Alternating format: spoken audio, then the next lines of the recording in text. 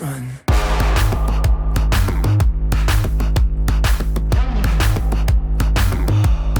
Just run.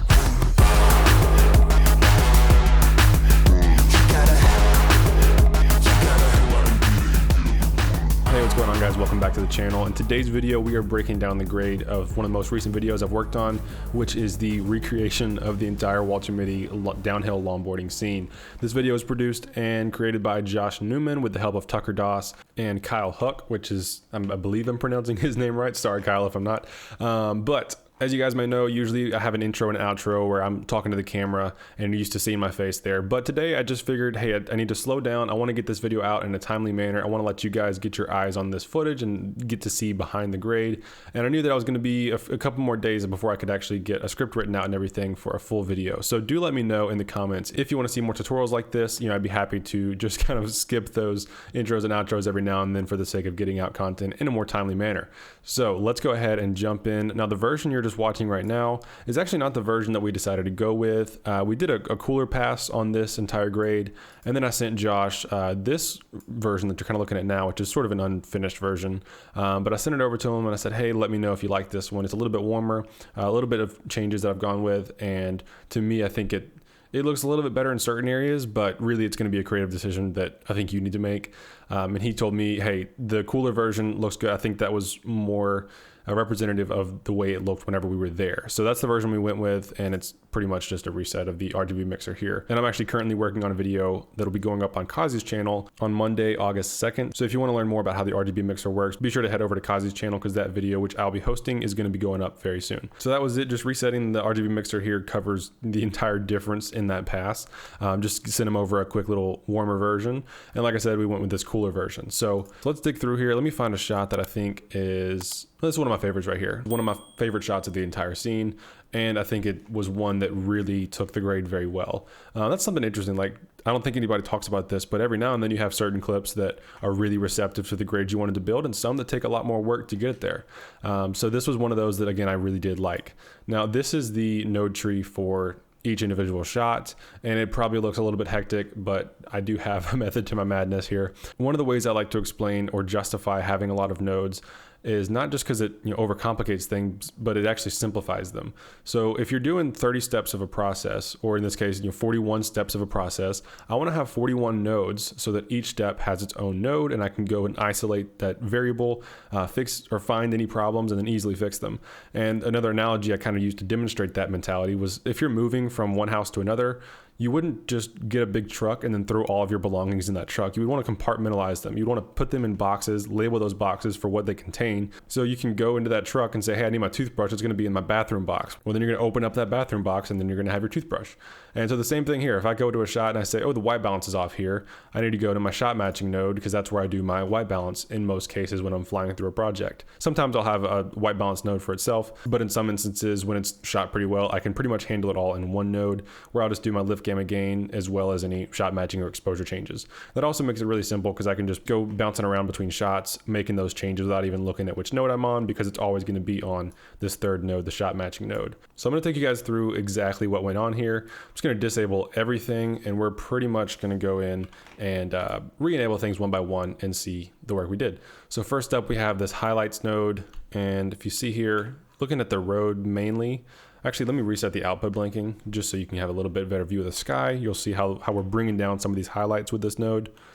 See, they're a little bit brighter, and we're just bringing them down softly. And the way we did that was by Shift H, enable it. So I'm just using the qualifier here, and all of the hue and saturation, they could be disabled for our sake. And we've just brought the low end, and we've just used the low soft, so it's a smooth transition in the way that highlight tool affects the image. So next up, we have a shot matching node. Now I'm going to try and go in order that makes the most sense, because it didn't necessarily work in order of nodes, as in like 2, 3, 4, 5, 6. The next node I worked on after this point was I added the contrast, and my method here was, let's see, using a CST, taking Canon log 3 because it was shot on the 1DX Mark III primarily, and then converting that to Cineon film log. And then the next step was bringing in this film LUT. And on this film LUT, I did a little bit of work. The LUT specifically is built into Resolve Film Lux. It's the 2383 D60. It's pretty much my go-to anytime I'm doing a film LUT, because The Secret Life of Walter Mitty was shot on film. So I wanted to bring some elements of that back into this grading process. And then a couple changes I made on top of just the film LUT here was just a little bit of change in the blue curve. So you can see that there, just a little bit of highlights coming down, and then shadows coming up a little bit on the blues. And then I made some more changes with primaries bars, just bringing down the red channel in the lift, bringing the green up, and then bringing the blue up a little more. Or if you're looking at that in the wheels, which is the same thing, same tool, just different way of representing it, we just kind of pulled it over towards teal a little bit. And then just a little bit of a warmer push in the gamma. And that was to kind of counteract the cool shadows, warm midtones. And one thing that does is help protect skin tones, helps them, for the most part, look pretty natural still. And then a similar push towards yellowish green in the gain. And nothing with the offset, so that was done. Now you see we still don't have any saturation, so that's where I did my primaries work. And here we oversaturated it to kind of just overcompensate, because that's all going to be brought back later. But nothing wrong with oversaturating your image early on. And so in that primaries node, I think I did a little bit of HDR wheels work. Honestly, I can't even remember exactly what I did. It might have been something as simple as just desaturating a certain region. Primary wheels, again, just pushing certain tones, certain colors in different directions. And one thing I also typically like to do, although I didn't do it on this project because of time constraints, I'll build an entire grade and just stack things left and right as I see fit, and then I'll delete it and rebuild it from scratch with fewer nodes, just to get it there as quickly as I can with as few steps as I can, so that usually it's a cleaner grade. I did not have time to rebuild that though, so there might be a little bit of redundancy or just counterintuitive nature here in this grade. Because I really was just experimenting, and then I got it somewhere I liked, and didn't have time to rebuild it. So I liked it. He liked the result. Josh liked the result. So we just kind of kept it as is. So anyways, yeah, here just some more pushes using the primary wheels, always using the primary wheels. And this was also where I added saturation using the RGB mixer, just maxing out the red, green, and blue output. And then next up we have the pop node, which is where I like to usually just add a little bit more contrast, bring out certain tonalities. And in this case, it was just a slight S curve with a focus on the upper mids and the lower mids. So not a super sharp S curve, but you see how it went. Next up we have halation, and this is it's a compound node that I borrowed from my 16mm power grade, which if you're interested in that, it's a really good tool, one, to help you learn and just to get great results really quickly.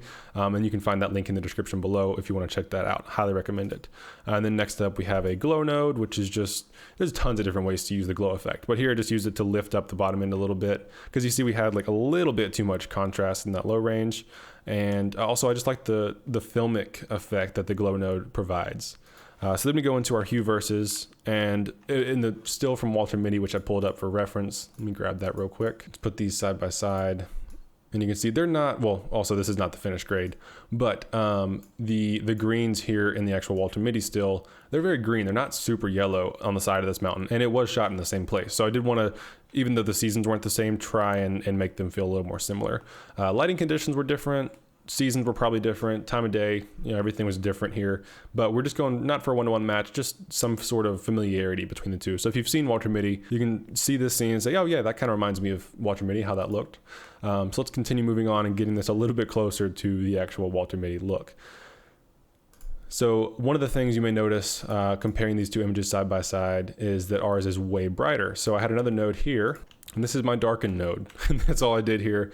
And actually, before we continue on, I do want to go ahead and get that saturation a little bit closer to the way I was seeing it when working on it. And this is what I mean by I didn't work on each node in order, not in the order of how they are sequentially laid out here.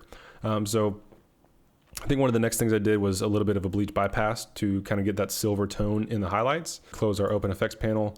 From here, we have this desaturation node, and that was a big step. So you can see there just disabling that and re-enabling that. I was actually working on most of this section with that desaturation already done. So that's what I meant. Just the reason I have this so saturated early on is that you usually get better results with pulling qualifiers because there's more color information that you have to work with. Like you couldn't really pull a good skin key if it's a black and white image. And in the other end of that spectrum, you can pull a really clean key. Generally, it's going to help you pull a key if you have a lot of saturation and a lot of separation. So that's why I tend to oversaturate things earlier on and then desaturate them after I've done the work I need to. So now we'll go back into this darken node. If we disable that, which is really, like I said, it's just that curve, just kind of bring things back down. And this is another part of what I was talking about of probably stacking things that were counterintuitive. I don't recommend that usually, like stacking two curves like this, it usually would just break your image. But if you do it carefully, and you can kind of get away with it. I don't recommend it. I didn't do anything here with the primaries. And then in the log wheels, brought down the highlights a touch just to kill them, just to kill that super harsh pop right there. And you could leave that either way. That was just I don't know, I chose to do it in the moment. Then we have a skin qualifier and a skin adjustment node, which I don't really think did anything. You can see if we highlight that, like it's selected, but there wasn't really anything going on. I know that there's labels there, but nothing's actually happening. Then I have a node here just set for eyes. If it's a close up and it's a dramatic moment, I like to bring up the eyes sometimes if they need work. But that's certainly not every shot. So moving on, I'll just disable these two because they weren't being used. Then we have our windows. This whole section right here for me is windows. And the way it works is I have an inside on the left side here, and then an outside node, which is the exact opposite of the window before. So the way I do that is I create a node and then create an outside, or you can create a serial and then link that here with the alpha channel signal. So you can just link those two nodes there, and then you can invert it on the next node. So the first set of nodes we have here is sort of a vignette. It's a vignette shape, but one thing I did do was just kind of dull him out a little bit because there was already so much vignetting from the lens, I believe. And he was just a little bit too bright in comparison to the outer edges of the frame. So I brought him down just a little bit. You can see that there, nothing super heavy, nothing super strong there. And then I wasn't using the sky window. I was using the left window, but you see this is just where I have the mask. And then the actual effect is on the next node. So just looking at the left side, very subtle. We're just trying to push the audience attention into the center of the frame where our subject is. And then we have the same thing with the right window, but I didn't do anything here actually. Didn't need it on the right side because it was already so dark. And then a bottom window, this is where you really start to kill that brighter area. Just using a gradient window, which you see here, and darkening up that bottom part of the frame. And that really does make a big difference. There's several shots in this film. I believe this is one of them here as well. You can see if it'll let me disable it. Yeah. So we're just really doing a lot of work to take the eyes off of the bottom of the frame and push them up, tell the eyes where to go. So that's super important, and that's a very underrated step in my opinion. And so continuing to move forward, then we have a softening node, which is actually a sharpen node. I'm not real sure why I labeled that soften. And then we have the grain node, which is actually a compound node pulled from my 16mm power grade, which, like I said, you can find that in the description. And it does a couple of different things within this compound node. If we go in there, you'll see there's some sharpening, there's the grain added, and these two are in tandem with the intent of sharpening the footage to the same extent that the grain is sharp. And then on top of that, then we soften both of them together, and then we have a little bit of film damage, which is another OFX tool built in. Took a lot of customizing the parameters there just to get it where I want it. Adding grain is a super nuanced and personal thing. It's really, in most cases, it's very subjective. I tend to be a little more heavy-handed with it than most, I would say. Then we have these two nodes here that are for a trim pass, and just after you seeing, I made some notes on my own, and I warmed up the upper mids a little bit, and the way I did that was probably just through, let's see, yeah, just bumping up the gain a little bit, pushing it a little more towards orange, and that was about it. And then on the second trim pass or trim node, just brought up the upper mids a little bit again. So like I said, a lot of back and forth, a lot of compounding changes that probably would have canceled each other out, and that's my mistake really. But that just happens. You know, people are gonna see the grade in the end and say, "Oh wow, this looks amazing," without obviously knowing that I probably made a couple missteps that really just don't matter in the grand scheme of things. And that's something I try and stress, is that there's not just one way to do something. There's not always a method to or a reasoning behind why an artist makes a certain decision. They just felt like it. You know, they wanted to do that, so they did it. It was instinctive to them. And that's how a lot of this is laid out for me. It was just instinctive for me to make these changes at a certain time. And as I mentioned, oftentimes I will build a more complicated version of a grade and then start from scratch and rebuild it with grab a still of the complicated grade and then pull it up next to a blank slate and try and rebuild it as similarly as I can with fewer steps and using more primary tools versus secondaries. So that's pretty much it. That's the grade built from scratch, and it's pretty much the same on every clip. Really the only node that I changed on every shot was this shot matching node here. And so I could continue going through each shot and showing you everything again, but really it's all the same. It's just some minor changes in the primaries on the shot matching node. So that's going to be it for this video. I hope you guys enjoyed the breakdown, and with that, I will see you guys in the next one.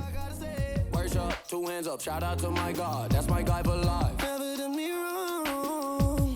When I feel like I've had all I could take, like I'm about to break, he's the one I. Hands up, give me now. Hands up.